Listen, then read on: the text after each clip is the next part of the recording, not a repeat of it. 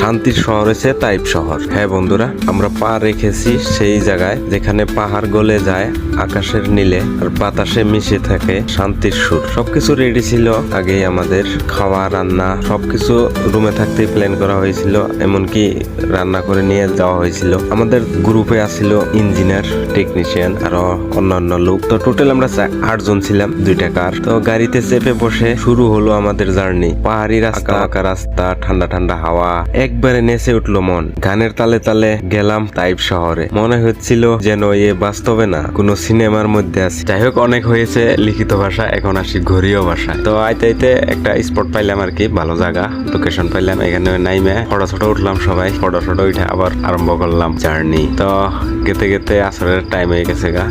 এখন আমরা আসরের নামাজটা পড়ি এই জায়গায় দাঁড়ায়। এখানে মেলা লাগানো আছে, অনেক জায়গায় মেলা লাগানো আছে, কমসে কম 10টা জায়গায় দেখলাম আমরা মেলা লাগানো আছে। তো মক্কা থেকে কমসে কম 1 ঘন্টা 1.5 ঘন্টা টাইম লাগছে আমাকে। আমরা লাই গেছি, জায়গায় জায়গায় খারো দেখতে গেছি। তো অল্প টাইম কি যেন বেশি লাগছে। তো এখানে পিকনিক প্লেস দেখতে পাইতেছেন, দেখুন কত সুন্দর ঘোরা গেতে আছে।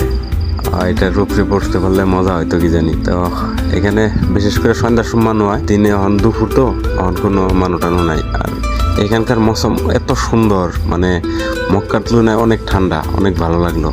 ঘোরাঘুরি করে যেতেন, ঘোরা উট কত সুন্দর করে হাজিয়ে রাখছে। আর ভাই ভিউটা একবার দেখেন না, এক কথায় কবার গেলে কোটি টাকার ভিউ। সবুজে ভরা, পাহাড়ে পাহাড়। আর এই চাচা দেখেন কোনো বয়ে রয়েছে, যদি অল্প বাতাস জোরতে করে আহে না তাই উড়াই নিব চাচারে।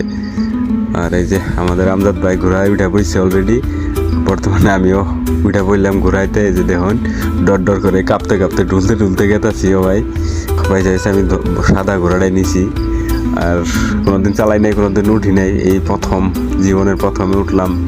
তো ঘোড়ালা ভাই ঘোড়ারে টাইনে নিয়ে গেতেছে। ওইখান থেকে ওই একটা রাউন্ড মারবো 10 রিয়াল। আর এই উটটা দেখেন কত সুন্দর করে হাজায় রাখছে ফুল টুল দিয়া। আর বেশি দেরি করব না, এখানে যেতে হবে অনেক দূরে। তো মেন জায়গা তো আপনার করে দেখাই নেই, ভিডিওর সাথেই থাকেন, দেখতে পাবেন। তো এখান থেকে শেষ করে আবার রওনা দিলাম মেন গন্তব্যের দিকে। তো আইতে আই পেলাম। তো আই নিয়েই সবাই বলে অল্প চা বানাও, চা খাই। তো চাটা বানায় খাইলাম। খাই দেওয়ার সাথে সাথে আবার বিরিয়ানি, এগুলো সব আমরা রুমে থেকে বানিয়ে নিয়েছিলাম। বিরিয়ানি, তারপরে চিকেন রেডি করে নিয়েছিলাম। আর এখানে আইনেই খাওয়া দিই, কারণ আমরা ডিউটি থেকে আইছি। তো ডিউটি করে তারপরে গেছি গিয়া দুপুরের খাওয়াটা ওইখানে যাই খাইছি আর কি। সব কিছু নিয়ে গেছিলাম আমরা রেডি করে।